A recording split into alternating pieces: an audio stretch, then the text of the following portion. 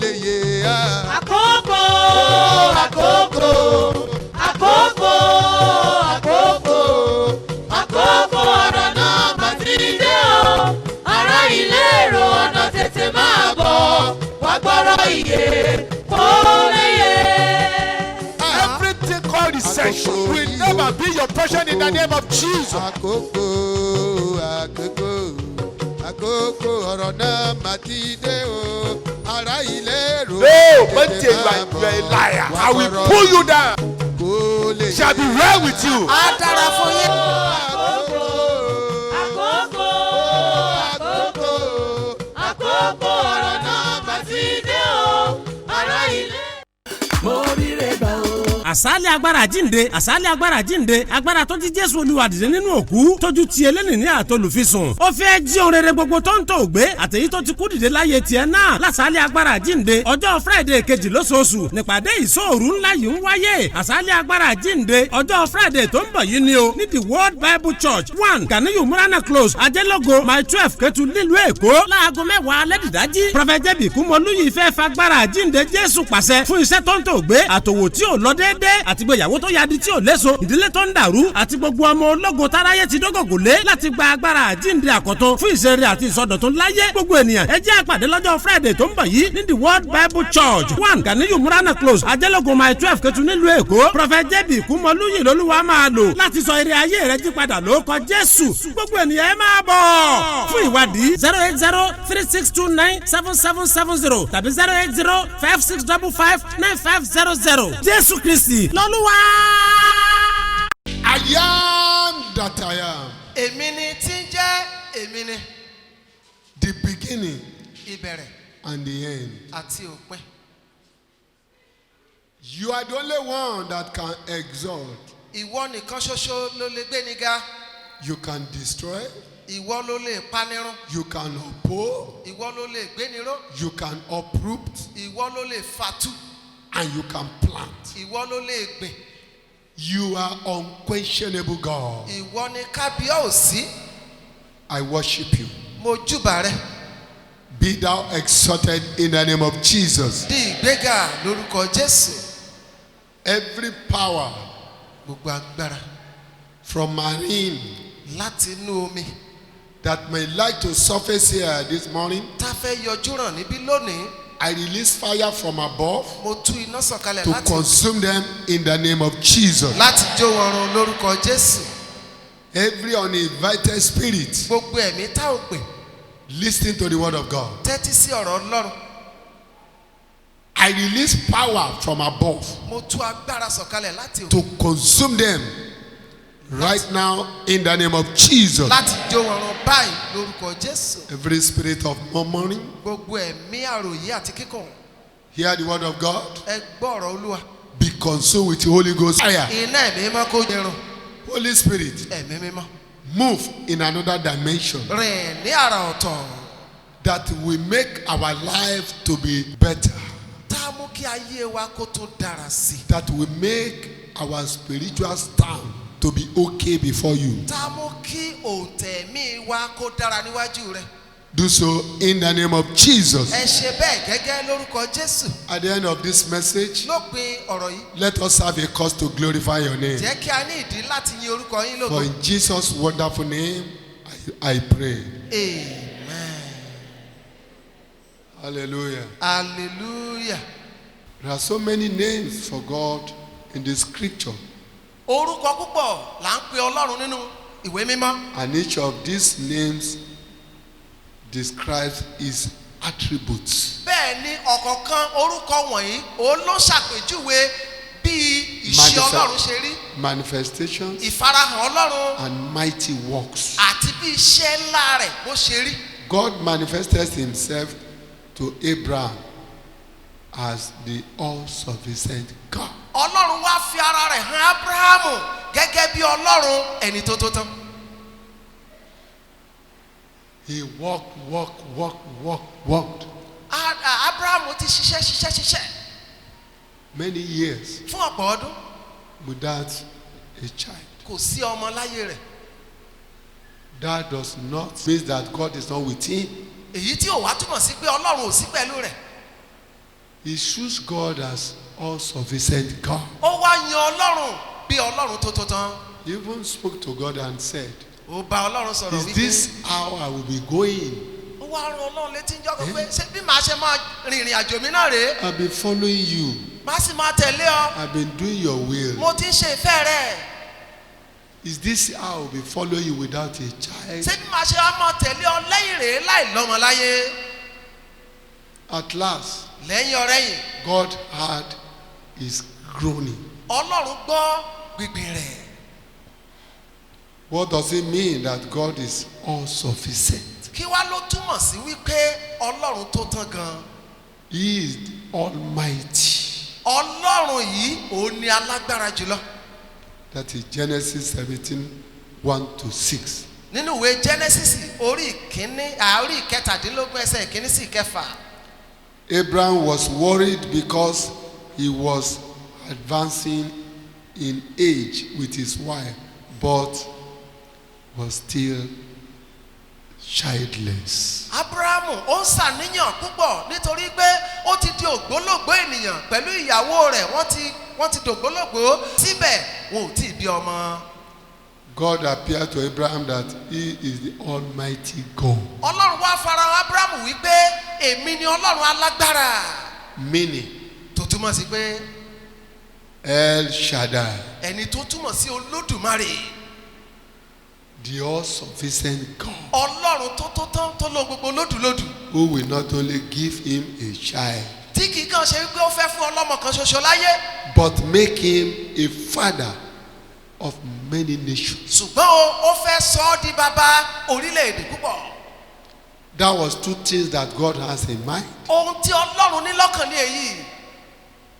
You are talking to me that is this how you be going without a child? òun bá mi sọ wípé ṣé wàá máa bí wàá ṣe máa rìnrìn àjò rẹ láì lọ́mọ láyé rèé. Put it aside. ìwọ gbé yẹn tì sẹ́gbẹ̀ẹ́. I will make you a nation, father of the nation. èmi á sọ ọ́ di bàbá orílẹ̀-èdè ní. Many nations. ọ̀pọ̀lọpọ̀ orílẹ̀-èdè ní á jẹ́ tirẹ̀. We are the sons and daughters of Abraham. àwa tá a jókòó yìí ọmọbìnrin ọmọkùnrin Abrahamu lè àwa ṣe. God fulfilled his promise. ọlọ́run mú ìlérí rẹ̀ ṣẹ fún. He proved himself as a sufficient God. ọlọ́run jẹ́rìí ara rẹ̀ gẹ́gẹ́ bí ọlọ́run tó tó tán.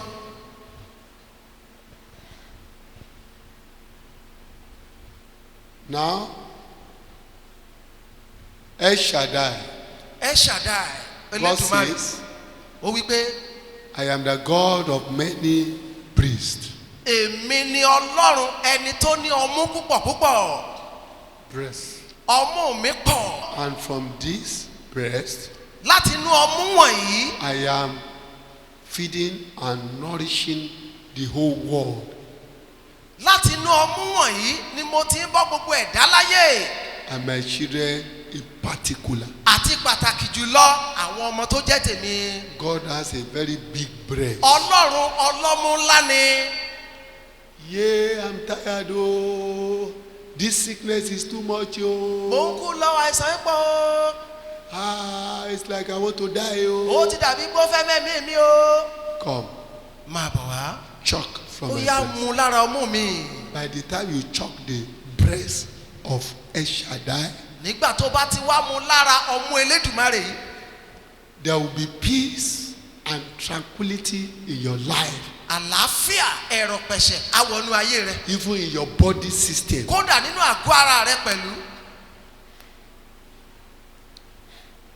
It means that God does not need the help of anybody to do anything. ó tún wá túmọ̀ sí wípé ọlọ́run ò ṣẹ̀ṣẹ̀ nílò ìrànlọ́wọ́ ẹnikẹ́ni láti lè ṣe nǹkan láyé. I'm talking about what does it mean that God is all sufficient? tí mò ń sọ náà ni pé kí ló túmọ̀ sí tá a bá sọ pé ọlọ́run àtótán ni. It means that God does not need the help of anybody to do anything. ó túmọ̀ sí pé ọlọ́run ò ṣẹ̀ṣẹ̀ nílò ìrànlọ́wọ́ ẹnikẹ́ni kó tó lè ṣe nǹkan. It doesn't need any committee. kò nílò ìgbìmọ̀ ènìyàn kan. If you are working in a reputable company, tó bá ń ṣiṣẹ́ nílé iṣẹ́ ńlá. the the chairman or the managing director, alága tàbí ẹni tí ó ń darí iléeṣẹ́. we call all the senior officers. a pe gbogbo àwọn olóyè àgbà nínú iṣẹ́. We want to elevate some of the workers. a fẹ́ gbé díẹ̀ ga lára àwọn òṣìṣẹ́ wọ̀nyí. They begin to open their files. wọ́n á bẹ̀rẹ̀ sí í yẹ inú ìwé wọn wò àkọsílẹ̀. Oh, this sister, this man is working very well. arábìnrin arákùnrin ó ṣiṣẹ́ takuntakun. He always regular. ó máa ń ṣe déédéé. He needed to be promoted. a nílò àti gbé e ga o. What do you think about it? kí lẹ́yìn náà rò nípa rẹ̀. Mr. Balogun, balógun kí ló rò nípa rẹ̀. bring me your appraiser. ìwọ There's something we call appraiser.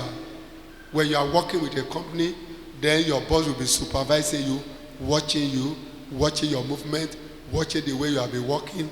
You will now be writing it down secretly. They call it appraiser. So by the time they are holding their meeting, the man, your boss will bring out that appraiser. So whatever is called there, well, if he give you 100%, score you 100% or 99%, 50%, 60%, that will determine the kind of promotion they will give you.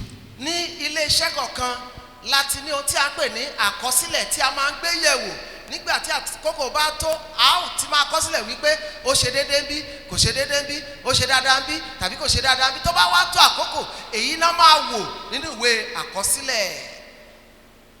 To promote you. láti gbé ọ̀gá. But ṣùgbọ́n God, ọlọ́run yìí. He doesn't need any committee. òun ò nílò ìgbìmọ̀ ènìyàn kan. He doesn't need any committee kò nílò ìgbìmọ̀ ẹ̀dá kan. to join him láti ẹsẹ̀ wá darapọ̀ mọ́. to deliberate on your own issue. láti wá máa jíròrò lórí ọ̀rọ̀ rẹ. What concern him with that? kí ló kan ọlọ́run pẹ̀lú èyí. Let there be light. ó pàṣẹ ni jẹ́ kí ìmọ́lẹ̀ kí ó wà. There was light. ìmọ́lẹ̀ sì dé. I will destroy all this city. gbogbo ìlú wọ̀nyí lèmi ó parun. Yes. ó sì ṣe bẹ́ẹ̀. His name is unquestionable God. òun ni kábíyèsí olúwa. Unquestionable God. ọlọ́run tá ò lè bi léèrè nǹkan. Never you joke with his name. má ṣe fi orúkọ rẹ̀ tàfàlà. It means that God does not need human vote to be who he is. ó túmọ̀ sí pé ọlọ́run ò nílò ìbò ènìyàn láti lè sọ́dún tí ó dà. And he is not impeachable. bẹ́ẹ̀ ni kò ṣeé rọ̀ lóyè. You can never impeach God. láyéláyé ẹ̀dá ò lè rọ̀ ọlọ́run lóyè. He is not impeachable. àní ọlọ́run ò ṣeé rọ̀ lóyè. Recently, I heard that some people are gathering here and there. We are going to impeach the president. lẹ́nujọ́ mẹ́ta yìí mò ń gbọ́ táwọn kan foríkorí ní ìlọ́hùn wípé a gbọ́dọ̀ yọ ààrẹ orílẹ̀-èdè wa kúrò nípò. Because he was voted in. torí kíni torí pé ènìyàn ló fìbò gbé wọlé. But God, ṣùgbọ́n ní ti ọlọ́run difference. ó mà yàtọ̀ o. God is not impeachable ọlọ́run kò ṣeé rọ̀ lóyè. by any parliament, kò sí ìgbìmọ̀ asòfin kan tó lè rọ̀ both lóyè. in heaven lọ́run ni and on earth. tàbí nínú ayé yìí. His kingdom is from everlasting to everlasting. He rules in the affairs of men. ìjọba rẹ̀ wà láti ayérayé wọnú ayérayé òun ló ń ṣàkóso nínú ìjọba ènìyàn. From everlasting to everlasting. láti ayérayé dé ayérayé ni. Ayérayé ni ọ́. you are everlasting. Ó mà kì í ṣe ènìyàn o. you are not man. Ayérayé ni ọ́. you are eternal. Ó kì í ṣe ènìyàn o. you are not man. Gbogbo àgbáyé the universe. ń tẹríba fún ògo rẹ̀. bow before your glory.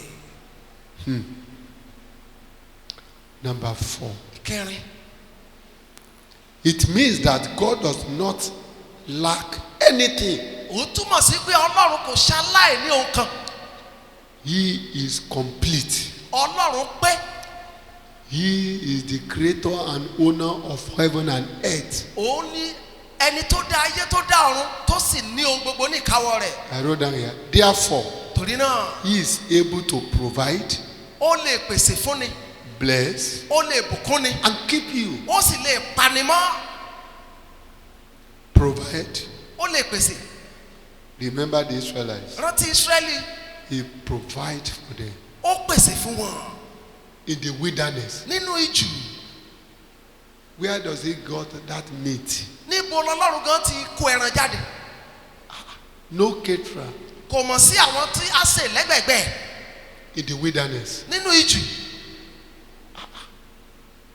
Cooked one. Ẹran àtóúnjẹ tí a ti pèsè tá a ti sè, Cooked one. a ti sè tán. They were just taking it one after the Ṣé other. náà ń gbé ní ìkọ̀kẹ́ ìjèjì? Not that let's gather and then put it on fire. Kì í ṣe pé ká ẹsẹ̀ wá kó délé ká mọ̀ sí lórí iná rárá. He's a provider. Ọlọ́run jẹ́ olùpèsè. You must know him as a provider. Ó gbúdọ̀ dámọ̀ bí A olùpèsè. sufficient God. Ọlọ́run tó tó tán.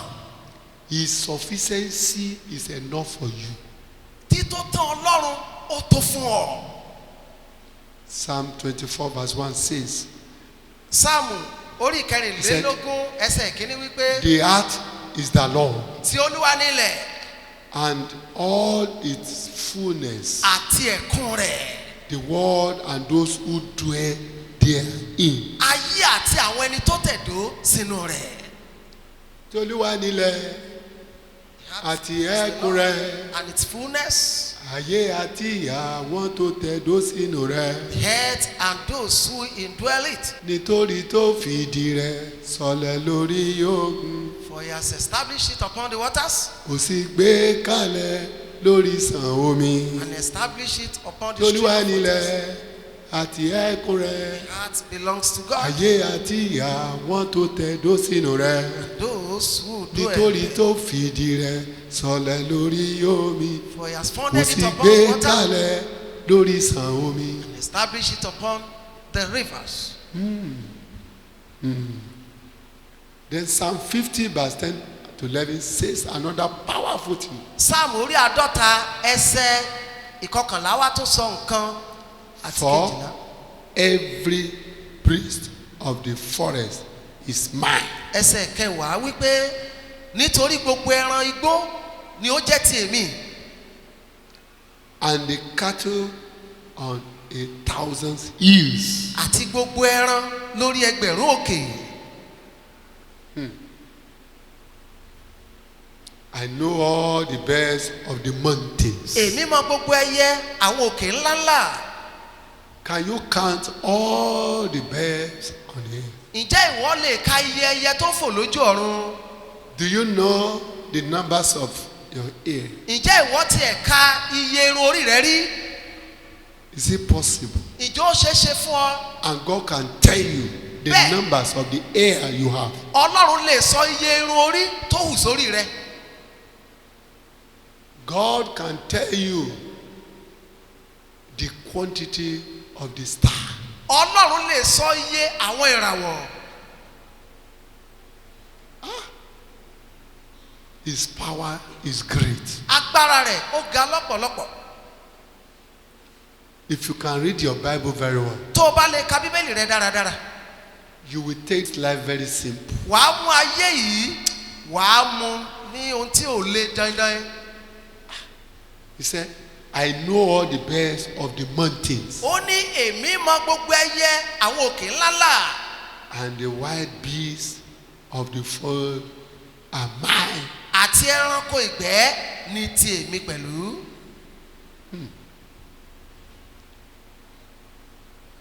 It means that the omnipresent, omniscience, omnipotent God is more than enough and no one can challenge him. Ó túmọ̀ sí pé Ọlọ́run tó wà níbi gbogbo yìí, tó mọ ohun gbogbo, tó sì lè ṣe ohun gbogbo yìí, ó jẹ́ ẹni tí ó ní ọ̀pọ̀lọpọ̀, ó ní lódùlódù, kò sì sí ẹ̀dá kan tó lè pè é níjà. Unchallengeable God. Ọlọ́run tá ò lè pè níjà. Very, very difficult for somebody to challenge God. Ó mà ṣòro púpọ̀ fún ènìyàn láti pe Ọlọ́run níjà. He will fight for himself. yóò jà fúnra rẹ̀. When he's ready to fight for you, tó bá wá ṣe tá àti gbé ọ níjà it's unstoppable. kò sẹ́ni tó lè dá dúró. When you are still murmuring for something, I don't have this, I don't have, God will just be looking at you. nígbà tó bá ń kùn wípé òlélẹ̀ níṣẹ́ lọ́lọ́run á máa wò ẹ́ níran. When it is time for him, tó bá wá tó àkókò tirẹ̀ I'm ready. wípé òun ṣe tán. This wish and witchcraft that we are talking about today, àwọn oṣù àtàjẹ́ tá à ń pariwo kiri lónìí. all those who are waging war against you, àwọn tí wọ́n ń gbógun tì wá. they were being created by God Almighty. ọlọ́run ló dá gbogbo wọn. They are the work of the hands of God. wọ́n jẹ́ iṣẹ́ ọwọ́ ọlọ́run. It's only that the devil that was the originator or the planner who planned for them to impart them the spirit of the devil. èṣù náà ló mọ̀ọ́mọ̀ nínú àyíníke rẹ̀ òun ló pinnu rẹ̀ òun ló sì tàn wọ́n ló fi ẹ̀mí burúkú tíṣẹ̀mí èṣù sí wọn nínú. Initially, everybody was created perfectly alright. ní ìbẹ̀rẹ̀ pẹ̀pẹ̀ kálukú ni a dá dáradára. But devil come in his own cunning way èṣù kàn wá ní ọ̀nà àlùmọ̀kọ́rọ́ yìí rẹ̀ to impart our life, láti ti ọwọ́ bọnú ayé wa to disorganize our life. láti dàbàrú ayé wa. He is the distributor of witch and witchcraft. òun ló ń pín ẹ̀mí àjẹ́ àti toṣó kiri. All the spirit that is not okay. gbogbo ẹ̀mí tẹ́ ẹ bá rí tí ò dáa nì. Bad spirit. àwọn ẹ̀mí burúkú. All these things emanated from the devil. àtọ̀dọ̀ èṣù ni gbogbo wọn ti ṣẹ̀ It's wá. not from God. kì í sọ̀dọ̀ ọlọ́run. It emanated from Satan. àtọ̀dọ̀ èṣù sátánì ló ti ṣẹ̀ wá. For the Satan who give you the spirit of conspiracy. ẹ̀mí èṣù òun ló pín ẹ̀mí ọ̀tẹ̀ sínú rẹ̀. The conspiracy emanated from Satan. ẹ̀mí rìkíṣí ọ̀dọ̀ sátánì ló ti ṣẹ̀ wá. He's the one blocking your ways. òun ló sì ń dí ọ lọ́wọ́. He said, I come. ó wí pé èmi wá.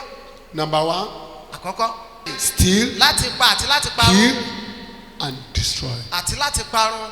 He has already mentioned it. èṣù ti sọ ọ́ jáde. If armed robber suddenly come to your area bí àwọn adigunjalè bá wá sí àdúgbò kan and they bastardize all your properties, tán sì bá gbogbo ẹrù rẹ jẹ́. they went away with a valuable materials. tán wá kó ohun iyebíye kúrò lọ. It's biblical. ó sì bá bíbélì lọ. He has already told you that I came èṣù ti sọ tẹ́lẹ̀ wípé to òun wá o steal. láti wá jalè ni. If care is not taken, téèyàn ò bá sọ́ra gan. he can steal your salvation. ó lè jí ìgbàlà rẹ lọ. He can steal your salvation. ó lè jí ìgbàlà rẹ gbé lọ. I mean, I come àní to mo ti steal. wáṣẹ́ láti jalè ni. To steal láti jalè. everything that belongs to you. wípé ohun gbogbo tó jẹ́ ti ènìyàn. Satan can steal them away sátánì lè jí i lọ. because he has already mentioned it. torí pé o ti sọ jáde. kò lè yé a.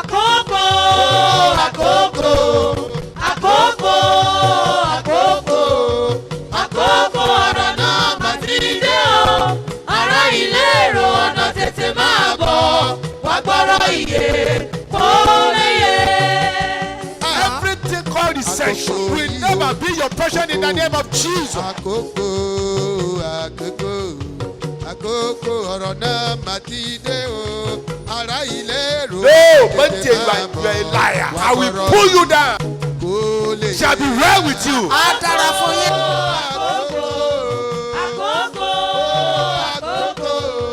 àkókò ọ̀rọ̀ náà mà ti dé o ará ilé. mo rí rẹ gbà o. àsálẹ̀ agbára jíǹde àsálẹ̀ agbára jíǹde agbára tó ti jésù olúwa dìde nínú òkú tójú ti eléni ní àtolùfisùn ó fẹ́ jí ohun rere gbogbo tó ń tó gbé àtèyí tó ti kú dìde láyé tiẹ̀ náà lásálẹ̀ agbára jíǹde ọjọ́ friday kejì lóṣooṣù nípàdé ìṣòru ńlá yìí ń wáyé àsálẹ̀ agbára jíǹde ọjọ́ friday tó ń bọ̀ yìí ni o ní the world bible church 1 ganiyu murana close ajẹ́lógo my 12 kẹtù nílùú èkó láago 10 alẹ́ dìdájí prophet jẹ́bi kúmọlúyì fẹ́ fagbára jíǹde jésù pàṣẹ fún iṣẹ́ tó ń tó gbé àtòwò tí ò lọ déédéé dé àtìgbéyàwó tó yadi tí ò léso ìdílé tó ń dàrú àti gbogbo ọmọ ológo táráyé ti dógògò lé láti gba agbára àjíǹde àkọ́tún fún ìṣeré àti ìsọdọ̀tun láyé gbogbo ènìyàn ẹ jẹ́ àpàdé lọ́jọ́ Friday tó ń bọ̀ yìí ní the World Bible Church 1 Ganiyu Murana Close Ajẹ́lógún mile 12 Ketu nílùú Èkó Prophet J.B. Kúmọlúyìn lolúwa máa lò láti sọ eré ayé rẹ jí padà lórúkọ Jésù gbogbo ènìyàn ẹ máa bọ̀ fún ìwádìí 08036297770 tàbí 08056559500 Jésù Kristi lọ́lúwa.